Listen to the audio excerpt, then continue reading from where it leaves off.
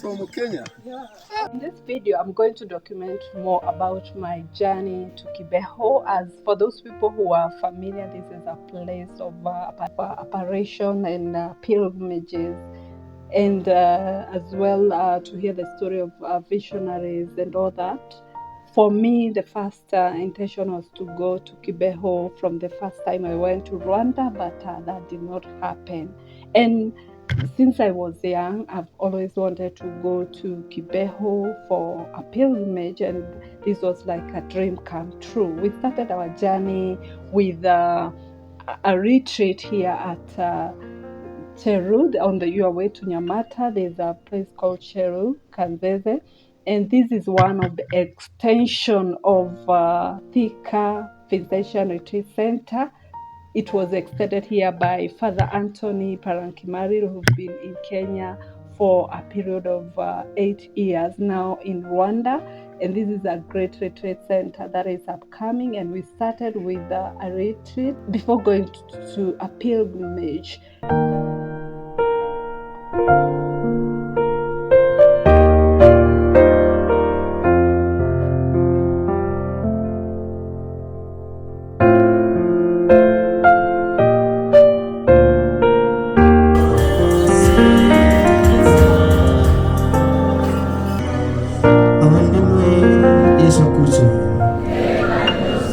Iteka ryose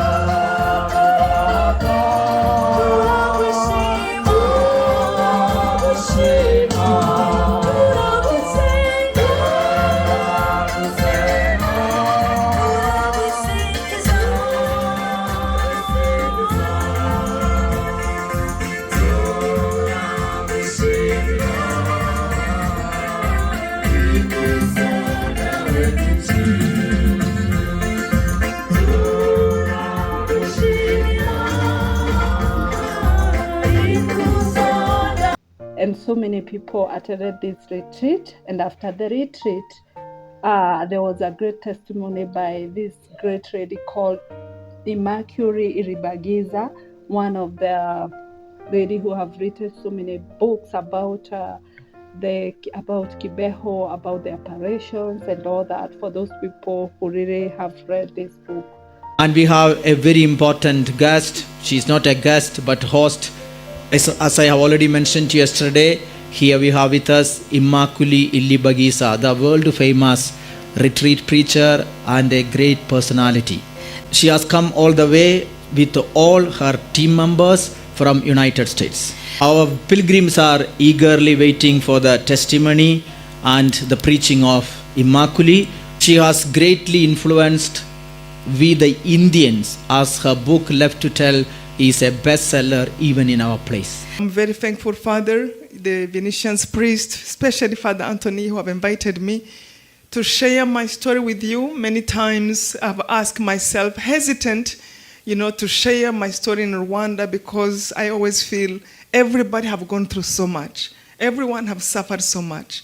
So it is hard just to share when people have gone through worse maybe. But I realize that each one of us, we have our testimony, we have how we have met our God, our Lord, and it's okay that we share. And I remember before we came out of the bathroom, before the genocide was over, before July 4th, I remember July 4th, as we were still in the bathroom, Kigali was taken, but where we were in Kibuye, we were still hiding. I had a dream, and the dream was from our Lord. In the dream, I had many dreams actually in a bathroom. One of them, I remember he came and he put a cross over the door, and he told me, "You are praying to me, and I hear you. Don't worry, I am with you. I can hear you.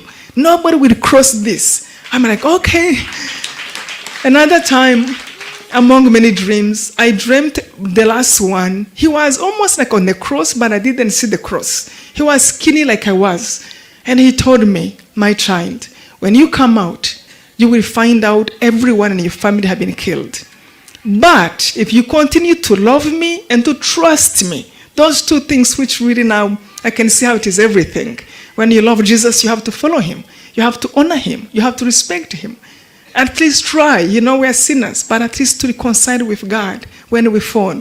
If you love me and continue to love me and to trust me, I will be there for you, and I will do for you more than what your parents could have been able to do for you. And I remember in a dream I said, "If you can do everything for me, who else do I need? You are God." And I woke up, I said, "What?" I said yes to that. But I convinced myself it was a dream. But 3 months later, when we came out around July 8th, I realized it was not just a dream. I found out exactly what he said have happened. I found out that my mom was killed, my dad, my 2 brothers. I was still hoping they were hiding. My grandma, my grandpa, my neighbors, my schoolmates, my best friend, 1 million people and more, as you know, were killed in a period of 3 months. Our homes were destroyed. Everything we owned was gone. The only thing I had was a rosary my father gave me and a clothes over my back. Not even a picture to remind you that you had a family 3 months earlier. I remember in that moment, I cried and cried and screamed. And I threw my rosary on the side thinking, this is too much to bear. But in a few minutes, I felt as if the giant hands of God was holding me tight. Like something was reminding me, remember me in the bathroom? I'm still here. I have not left you. The journey of your loved ones is over here on earth, but not in heaven. But your journey is not over yet. And you don't know how long it's going to be, because we are all meant to leave this earth. It might be 1 more hour, 1 day, 1 year, 10, 20, 30, 40, 60, 70 years. But whatever that is, only God knows. I felt was telling me. So instead of crying and screaming and throwing your rosary, pick up your rosary, pray, and act as if you are dying today. I literally remember picking up the rosary, cleaning my tears, and realizing, you're right. Nobody among us that even have a guarantee to live 1 hour, 1 more day. What is in our power is just every day to make decision to be closer to God, to be reconciled with him, and to live in a way that if he calls us today, we can say, saying, I have done my part. I have tried. I needed to reconcile with God that day for whatever sin I have. And every day, really, to apologize to who I need to apologize to when I still can. To forgive who I have to forgive when I still can. I knew the genocide was over, but I had to live life again. And to tell you the truth, to this day, that's how I still live. Because I don't know. Anytime I wake up, oh, it's a surprise. It's a new day. It's a new day to reconcile with my God. It's a new day to do the best I can. Because it's a gift. I don't know when God is going to call me. Every day we all know somebody who died suddenly. What if it is us? It can be.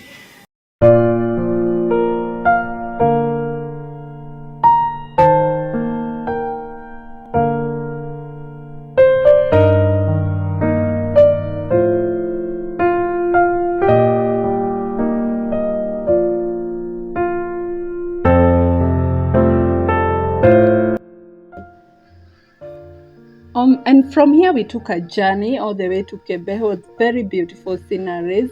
And Kibeho is a small site located in the southern part of Rwanda in Nyaruguru district. And today Kibeho is known as a place of apparition and pilgrimage. The first apparition was on November 28, 1981, and this apparition came with the strongest message of the genocide, which the Rwandan people did not listen to this message, and then after that, the genocide happened anyway. But there's a lot about the apparitions of Kibeho. If you really want to know more, I cannot put it all here in this video. Those people who are Catholics knows more about this apparition of Kibeho, and you will notice that people come here to do the pilgrimages from all walks of the world. In fact, from all parts of the world. There's people coming from US, from where. This is one of the most visited place for a pilgrimage. And this day we went here, it was a feast day, Our Lady of Kibeho, and there were so many people allowed. In fact, we arrived here at about 11, and after that we were told about what happened, and every place there is well kept and the history is good.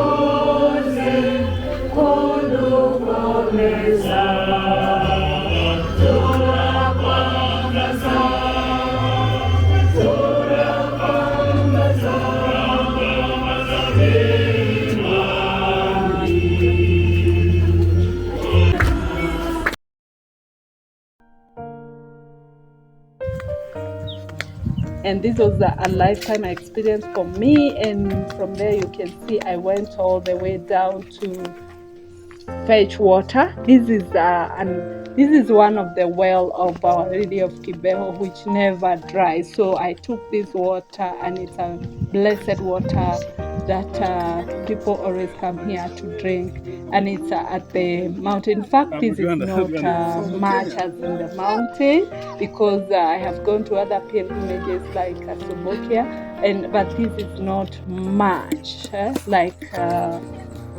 there's no much of the mountain, but it's in the forest. So this is